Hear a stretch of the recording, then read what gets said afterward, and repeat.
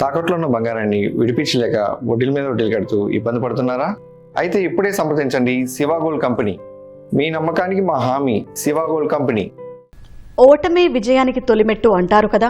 ఈ నానుడిని చైనాకు చెందిన కొందరు కుర్రాళ్లు అక్షరాల నిజం చేసి చూపించారు. కేవలం 22 ఏళ్ల సగటు వయసున ఓ విద్యార్థుల బృందం కేవలం 5 సెంటీమీటర్ల మందం కలిగిన శాటిలైట్ ను విజయవంతంగా ప్రయోగించి అంతరిక్ష పరిశోధన రంగంలో సరికొత్త చరిత్ర సృష్టించింది.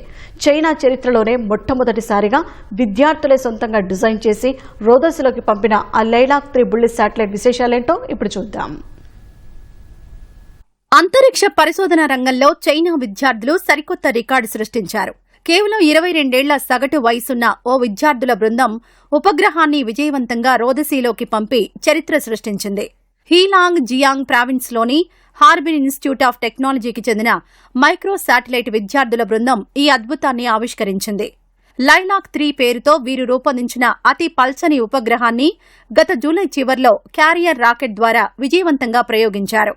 ఈ ప్రాజెక్టు కోసం బృందం ఏర్పాటైనప్పుడు సభ్యుల సగటు వయస్సు కేవలం 22 ఏళ్లు మాత్రమే.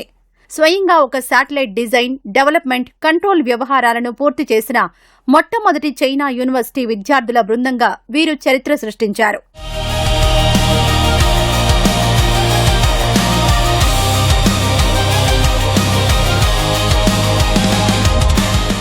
లైలాక్ 3 అనేది భూ దిగువ కక్షలో తిరిగే ఫ్లాట్ ప్యానెల్ శాటిలైట్. దీని ప్రధాన భాగం మందం 5 సెంటీమీటర్ల కంటే తక్కువే ఉంటుంది. పూర్తి స్థాయి శాటిలైట్ కుండే అన్ని వ్యవస్థలను ఒక చిన్న డిస్క్ లాంటి నిర్మాణంలోకి కుదించేశారు. ఈ ఏడాది ప్రారంభంలో వీరు చేసిన మొదటి ప్రయోగం రాకెట్ వైఫల్యంతో విఫలమైంది. అయితే ఆ ఎదురు దెబ్బతో నిరాశ చెందకుండా లోపాలను సరిదిద్దుకొని కేవలం 3 నెలల్లోనే సెకండ్ జనరేషన్ లైలాక్ 3ని నిర్మించి సత్తా చాటారు.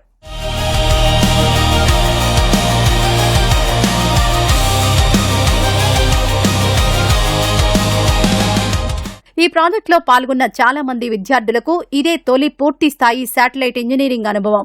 ఈ టీంలో సుమారు 70% మంది అండర్ గ్రాడ్యుయేట్ విద్యార్థులే ఉన్నారని పర్యవేక్షక ఉపాధ్యాయుడు కియూషి తెలిపారు. భవిష్యత్తులో అంతరిక్ష రంగానికి అవసరమైన ప్రతిభావంతులను తీర్చిదిద్దేందుకు యూనివర్సిటీ ఈ విధానాన్ని ప్రోత్సహిస్తోంది.